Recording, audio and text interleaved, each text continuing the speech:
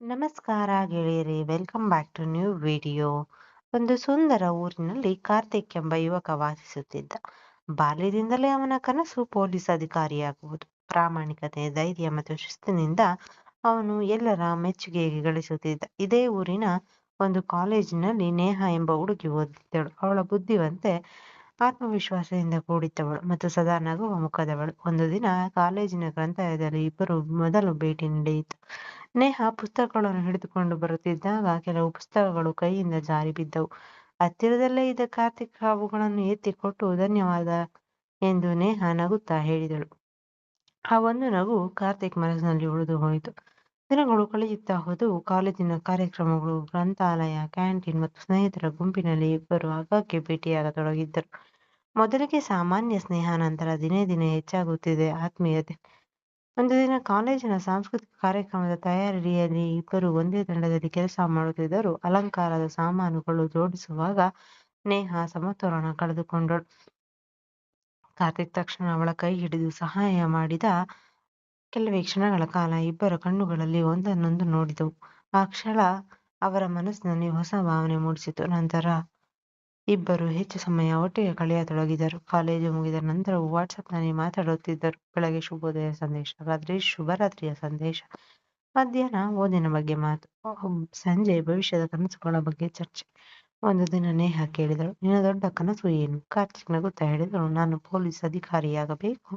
ನೀನು ಖಂಡಿತ ಆಗುತ್ತೀಯಾ ಎಂದಳು ನೇಹಾ ಆತ್ಮವಿಶ್ವಾಸದಿಂದ ಹೇಳಿದಳು. ಆ ಮಾತು ಕಾರ್ತಿಕ್ ಮನಸ್ಸಿನಲ್ಲಿ ಹೊಸ ಶಕ್ತಿ ತುಂಬಿತ್ತು. ಕಾಲೇಜಿನ ಕೊನೆಯ ವರ್ಷದ ದಿನಗಳು ವೇಗವಾಗಿ ಸಾಗತೊಡಗಿದವು.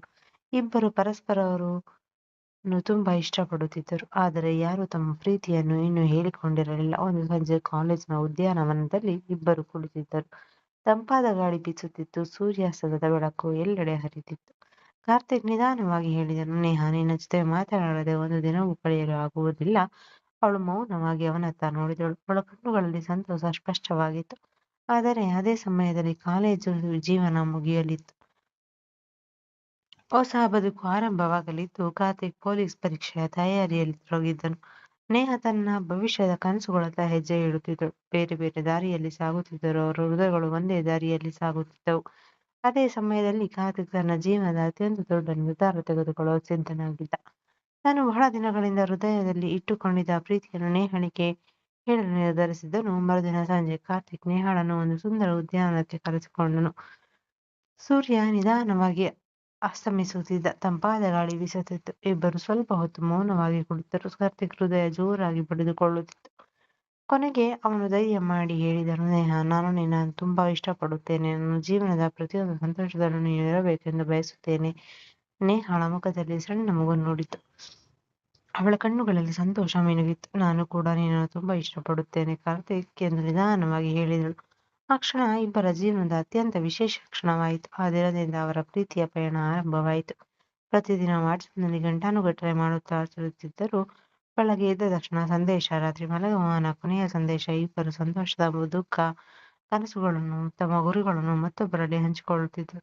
ಕಾರ್ತಿಕ್ ಪೊಲೀಸ್ ಪರೀಕ್ಷೆಗೆ ತಯಾರಿ ನಡೆಸುತ್ತಿದ್ದ. ಅವನು ದಣಿದಾಗಲೆಲ್ಲ ನೇಹಾ ಧೈರ್ಯ ತುಂಬುತ್ತಿದ್ದಳು.